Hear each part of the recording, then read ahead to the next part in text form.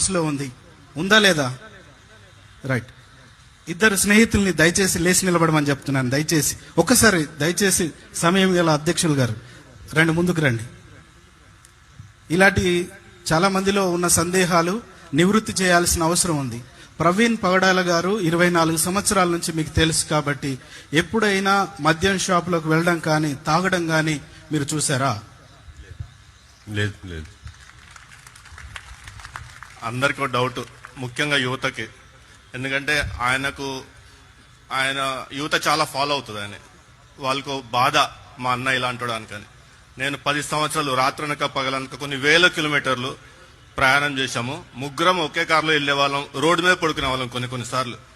ఏ రోజు కూడా మేము ఆ వ్యక్తిని ఆ విధంగా చూడలేదు. ఆ 10 గంటల సీసీటీవీ ఫుటేజ్ మా వాడు కాదు.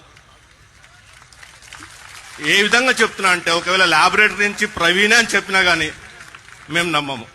అది పచ్చి తాగుబోతు కూడా ఆ విధంగా అన్ని రకాలుగా తాగడండి. సస్తానికి తాగినట్టుంది అదేదో. అంత ఎంఎల్ ఇథైల్ ఆల్కహాల్ శరీరంలో వెళ్ళిన అతను డయాబెటిక్. చాలా మందికి తెలియదు అతను డయాబెటిక్ అని. మనిషి బతకడు అంత తాగితే. అన్ని గంటల ప్రయాణం కూడా చేయలేడు. కాబట్టి కృపత్వ చోటుకల్లా ప్రతి గ్రామానికి వెళ్ళేవాడు.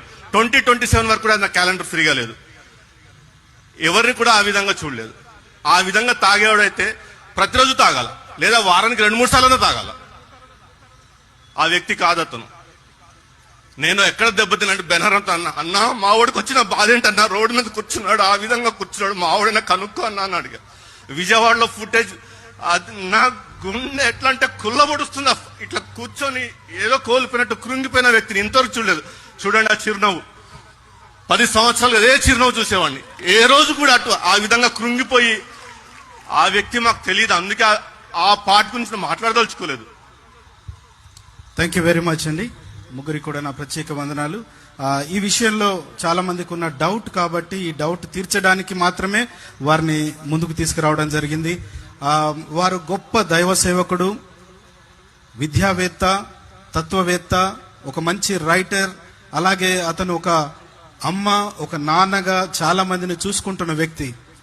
అదే కాకుండా అతను ఎప్పుడు కూడా ఏ చిన్న విషయంలో కూడా ఎవరిని గద్దించిన వ్యక్తి కాదు. చాలా చిరునవ్వుతో అందరితో మాట్లాడే వ్యక్తి. ఈవెన్ మా డిబేట్ లో కూడా ఎదురుతున్న వ్యక్తులతో మాట్లాడేటప్పుడు డిబేట్ అయిపోయినాక కూడా చాలా సంతోషంగా వారితో మాట్లాడి టీ తాగి వారిని పంపించే వాళ్ళం. ఎప్పుడు కూడా ఎవరితో గొడవలు పెట్టుకున్న వ్యక్తులం కాదు. కాబట్టి ఈ మధ్యలో కొన్ని గుంపులు ఇటు అటు గొడవలు ఉన్నాయి, అందుకే ఇలా అయ్యింది అనే విషయం మాట్లాడుతున్నారు. అది కూడా